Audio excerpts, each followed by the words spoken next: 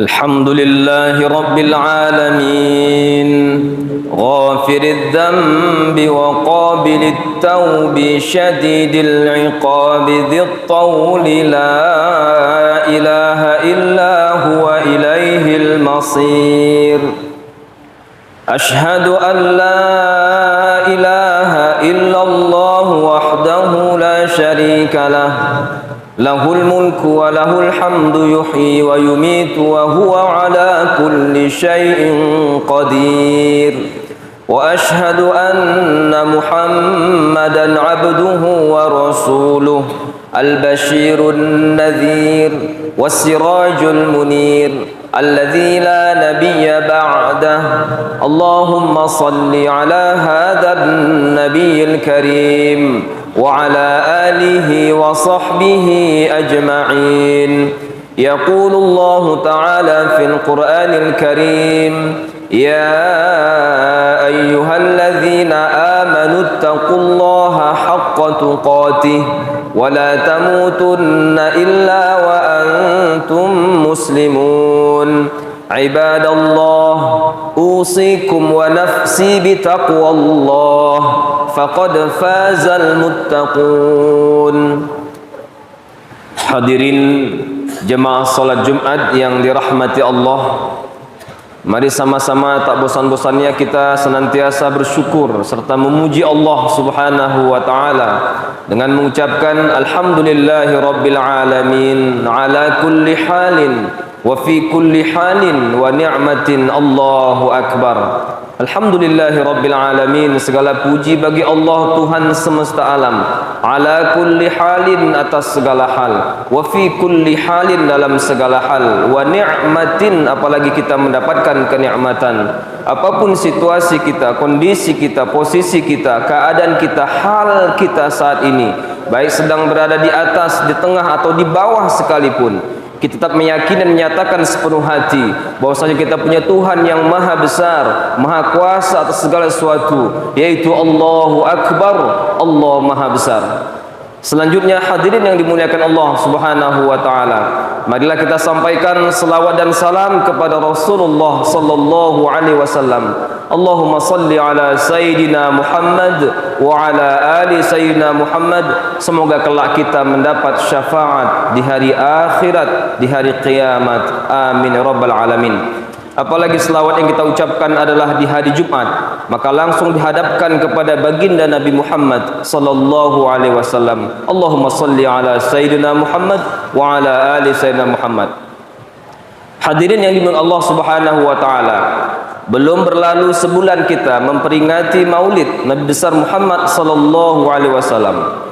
Ketahuilah sesungguhnya ada 3 fenomena alam yang terjadi pra dan pasca, sebelum dan setelah Maulid atau kelahiran Nabi besar Muhammad sallallahu alaihi wasallam. Kaidah yang pertama, ketika Rasulullah belum hadir ke muka bumi, belum lahir ke dunia pada hari Senin dini hari tanggal 12 Rabiul Awal tahun Gajah, maka kaidahnya sejak zaman Nabi Adam alaihissalam sampai Nabi Muhammad belum lahir, kalau ada bencana alam besar maka itu dipastikan azab. Sekali lagi, itu dipastikan azab. Kalau sudah kena azab, maka tidak ada satu orang yang beriman pun terkena dampak azab, dan tidak ada satu orang kafir pun yang selamat daripada azab tersebut. Dari 24 Nabi sebelum Nabi Muhammad SAW, kita ambil beberapa contoh. Yang pertama Nabi Nuh alaihissalam. Beliau Allah perintahkan langsung dengan pengawasan Allah Subhanahu wa taala. Al-Qur'an menyebutkan bi'ayunina, langsung dengan pengawasan Allah Subhanahu wa taala membuat kapal di lereng gunung. Kemudian hadirin yang dirahmati Allah Subhanahu wa taala, air turun dari langit, hujan tak henti-hentinya, keluar dari bumi tak henti-hentinya, sehingga terjadi banjir bandang luar biasa. Lereng gunung pun tenggelam, jangankan lerengnya, gunung pun tenggelam. Tetapi anaknya dan istrinya durhaka kepada Allah Subhanahu wa taala sehingga tidak bersama orang beriman menaiki kapal. Tidak satu orang kafir pun yang selamat, dan tidak satu orang muslim pun, mukmin pun yang terdampak azab. Itu banjir bandang. Kemudian di zaman Nabi Lut, kaumnya melakukan sebuah perbuatan yang dalam fikih disebut liwat. Kata-kata liwat berasal dari Nabi Lut, artinya perbuatan jahat kaum Nabi Lut, artinya berhubungan sama jenis laki-laki dengan laki-laki. Kemudian hadirin rahmati Allah Subhanahu wa taala, termasuk istrinya juga ikut kibus, mengatakan ada orang tampan datang ke rumah, padahal itulah malaikat yang menjelma menjadi manusia. Akhirnya istrinya pun terkena azab tersebut karena durhaka pada Allah Subhanahu wa taala. Padahal malam itu Nabi Lut telah mengingatkan yang Allah abadikan dalam Al-Qur'an, wala yaltafit minkum ahadan, jangan lihat ke belakang ketika azab itu datang. Tetapi fakanat minal ghabirin, istrinya termasuk orang yang dibenamkan Allah Subhanahu wa taala. Bentuk azabnya namanya likuifaksi. Likuifaksi adalah yang mana terjadi yang namanya longsoran, batu-batu besar menghantam lereng gunung. Kemudian karena lereng gunung tak tahan menerima hantaman longsoran batu besar, sehingga terjadilah likuifaksi. Dalam ayat disebutkan waja'alna 'aliyaha safilaha. Allah jadikan atas bumi menjadi bawahnya, bawah menjadi atasnya. Dan sebelum itu terjadi wa amtarna 'alaihim hijaratan minas sama. Kami lempari mereka dengan batu-batu besar dari atas langit, sehingga terjadilah azab tersebut. Tidak satu orang beriman pun terkena dampak azab, dan tidak satu orang kafir pun termasuk istri yang durhaka yang selamat daripada azab tersebut. Lanjut kita ke Nabi 14, Nabi Syuaib di kota Madian, bukan kota Medan. Hadirin rahmati Allah Subhanahu wa taala. Kenapa kami sebutkan Madian Medan? Madian Medan. Karena apa? Karena azabnya adalah berupa awan bergumpal berasap. Bukankah kota Medan dekat dengan Sinabung yang terus erupsi dengan asapnya yang bergumpal? Ketika datang azab, maka kaumnya mengatakan hadza 'aridun mumtiruna. Ini diabadikan dalam Al-Quran, perkataan sombong mereka. Itu kan awan yang menurunkan hujan. Tetapi mereka lupa. Ibarat kita katakan seperti syair, ternyata mendung tak berarti hujan. Turun awan itu yang bergumpal itu. Kalau di Jawa disebut wodos gembel. Kemudian hancur mereka semuanya, mati seketika. Di zaman Nabi Syuaib, Nabi ke-14 dari kota Madian. Hadirin rahmati Allah Subhanahu wa taala. Kemudian Nabi ke-15, Nabi Musa alaihissalam, terjadi tsunami yang luar biasa. Fadrib bi'asakal bahr, wahai Musa, pukulkan tongkatmu yang biasa engkau pakai mengembala itu ke laut merah. Maka terbelah laut merah dan air pun termakan oleh bumi. Akhirnya ketika balik lagi lempengan pecahan yang dibelah Nabi Musa dengan tongkatnya, maka airnya pun mubal, dan ternyata Fir'aun dan bala tentaranya yang menyusul tenggelam. Bahkan Allah jadikan badannya sebagai tanda bukti ini orang durhaka, masih awet di museum Mesir sana. Hadirin rahmati Allah Subhanahu wa taala. Kata peneliti Inggris dan Perancis namanya Ramses II. Hadirin yang dimaksud Allah Subhanahu wa taala. Kenapa mereka tahu? Ternyata DNA-nya ketika dites penuh dengan garam dan garam. Inilah Fir'aun yang Allah abadikan dalam Al-Quran ceritanya, dan Allah awetkan jasadnya menjadi tanda bukti kesombongan manusia. Hadirin rahmati Allah Subhanahu wa taala, tidak satu orang beriman pun yang terdampak azab tersebut, dan tidak satu orang kafir pun yang selamat. Di zaman Nabi Isa alaihissalam melewati sebuah daerah yang toto tentrem, Kertaroharjo, Gemah Ripah Loh Jinawi, makmur istilahnya. Tetapi keesokan harinya dilihatnya sudah luluh lantak kena azab.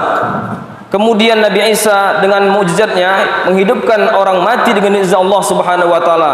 Kun, dengan izin Allah Subhanahu wa taala jadi, maka jadilah ia hidup kembali. Kemudian Nabi Isa bertanya kepada orang tersebut, bagaimana keadaan kalian ketika di alam kubur, di alam barzah?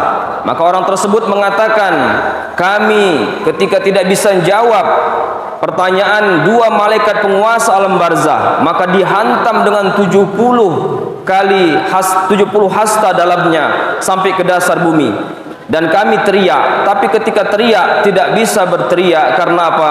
Mulut kami dijahit dengan kawat dari api neraka yang begitu panas. Ini adalah tentang keimanan mengenai adanya azab dan siksa kubur. Tetapi ternyata terselip sebuah muatan sains di sana. kenapa logamnya tembaga, bukan logam yang lain. Ternyata dalam ilmu sains, tembaga adalah logam yang paling cepat menghantarkan panas dan listrik. Masya Allah, tabarakallah. Hadirin rahmati Allah subhanahu wa ta'ala. Kemudian Nabi Isa alaihissalam bertanya kepada orang itu, kenapa engkau bisa bicara dan tidak ada bekas jahitan di mulutmu?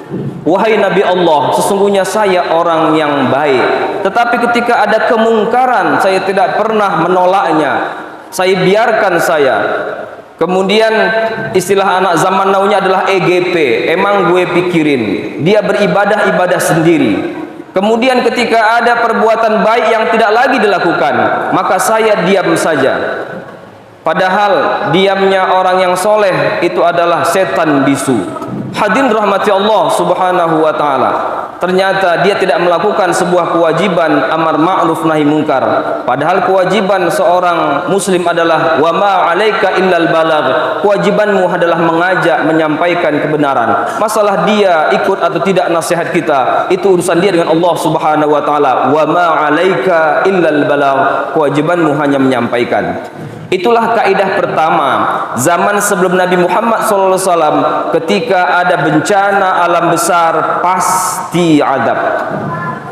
Tetapi ketika Nabi Muhammad SAW lahir ke dunia, dari 1 hari sampai 63 tahun usianya, tidak ada azab di belahan dunia manapun ketika Nabi Muhammad hidup di antara manusia, baik dari ujung barat sampai timur, utara, selatan. Karena Allah menjanjikan dalam Al-Quran surah Al-Anfal ayat 33, Allah Subhanahu wa ta'ala berfirman. Mari sama-sama kita simak firman Allah Subhanahu wa ta'ala berikut ini. A'udzu billahi minasy syaithanir rajim. Bismillahirrahmanirrahim. Wa ma kana Allahu liyu'adzibahum wa anta fihim. Allah tidak akan mengazab mereka, hai Muhammad, kalau engkau masih hidup di antara manusia. Hadirin rahmati Allah Subhanahu wa taala. Dan Allah berfirman, "Wa ma arsalnaka illa rahmatan lil alamin." Tidaklah kami mengutusmu, hai Muhammad, kecuali sebagai kasih sayang, rahmat bagi semesta alam. Sehingga tidak ada azab di muka bumi selama 63 tahun Nabi Muhammad hidup di dunia. Hadirin rahmati Allah Subhanahu wa taala. Bahkan kalau kita lihat malam sebelum Nabi Muhammad lahir, itu masih terjadi azab berupa gempa sehingga meluluhlantakkan berhala-berhala, patung-patung sembahan mereka. Ada yang mati di antara mereka, ada yang pingsan, luka berat, dan rumah mereka pun hancur dan retak-retak. Itu azab malamnya belum lahir Nabi Muhammad. Atau 2 bulan sebelumnya, di bulan Muharram, bulan suci, bulan mulia, bulan agung, bulan sakral, datang pula tentara Abrahah dari negeri Habasyah dengan menunggangi gajah ke kota Mekah untuk menghancurkan Ka'bah. Hadirin rahmati Allah Subhanahu wa taala. Apa cerita? Maka cerita Allah dalam Al-Qur'an surah Al-Fil, mereka disebut dengan ashabil fil. Alam tara kaifa fa'ala rabbuka bi ashabil fil. Hancur ashabil fil dengan datangnya burung ababil yang membawa batu dari sijil, batu besar berapi, musawwamatan 'alaiha, sudah tertulis namanya masing-masing, tak bisa mengelak. Faja'alahum ka'asfim ma'kul. Maka Allah jadikan mereka seperti daun yang dimakan. Ayat ini mengatakan seperti daun yang dimakan, tapi tafsirannya ada mengatakan daun dimakan ulat atau daun dimakan orang. Yang penting intinya seperti daun yang dimakan, lumat mereka, tidak satu pun yang selamat. Hadirin rahmati Allah Subhanahu wa taala. Itu kejadian sudahlah di tanah haram, di bulan haram, celaka 12 lah mereka, mati seketika. Itu padahal Nabi Muhammad SAW mau lahir 7 bulan dalam kandungan, maka disebut lahirnya disebut dengan tahun gajah. Tetapi ketika Nabi Muhammad lahir 1 hari ke dunia sampai 63 tahun tidak ada azab di muka bumi. Kaidah yang kedua adalah itu. Kemudian kaidah yang ketiga, yang terakhir, Nabi Muhammad mengatakan kepada sahabat-sahabat, kepada kita semua umatnya, setelahku aku tidak jamin, ya ummul adab, kalau ada bencana besar maka merata terdampak azab. Ibarat kata Kiai Haji Zainul MZ, yang buat maksiat lu, yang buat dosa lu, tapi yang terkena dampak kami juga, katanya. Hadirin rahmati Allah Subhanahu wa taala. Benar, karena itu kaidah ketiga. Nabi Muhammad mengatakan, apabila ada terjadi bencana besar, fitnah kubro, Di dunia ini maka yang terdampak bukan hanya orang kafir, orang yang fasik, tetapi ya ummul azab, umum merata terkena dampak azab. Sehingga sahabat Nabi tercengang dan mengatakan, ya Rasulullah, bagaimana orang yang soleh, bagaimana orang yang beriman, bagaimana orang bertakwa? Maka Rasul mengatakan mereka nanti tetap dibangkitkan sebagaimana amal perbuatan mereka. Yang soleh digolongkan orang soleh, yang bertakwa digolongkan bertakwa, yang beriman digolongkan orang beriman. Tetapi kena atau dampak azabnya ketika mereka mati sama. Hadirin rahmati Allah Subhanahu wa taala.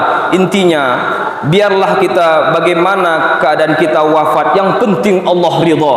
Baik dalam keadaan di perjalanan, di pekerjaan, kemudian di tempat tidur, enggak ada angin, enggak ada hujan, atau terkena dampak bencana, yang penting Allah ridha, yang penting Allah ridha. Dan tidak ada kalimat di hati sanubari kita yang tertinggi kecuali la ilaha illallah Muhammadur Rasulullah. Ya ayyuhalladzina amanu taqullaha haqqa tuqatih wa la tamutunna illa wa antum muslimun. Wahai orang-orang beriman, bertakwalah kalian kepada Allah dengan sebenar-benar takwa. Jangan sampai kalian mati, kata Allah, kecuali dalam keadaan beragama Islam atau muslim selamanya. Hadirin yang dirahmati Allah Subhanahu wa taala. Itulah fenomena alam yang terjadi sebelum dan setelah Rasulullah sallallahu alaihi wasallam wafat. Dan terakhir kami ingin menyampaikan ayat masih di surah Al-Anfal ayat 25. Allah berfirman, wattaqu fitnatan la tusibanna alladhina zalamu minkum khassah wa'lamu anna Allaha syadidul iqab.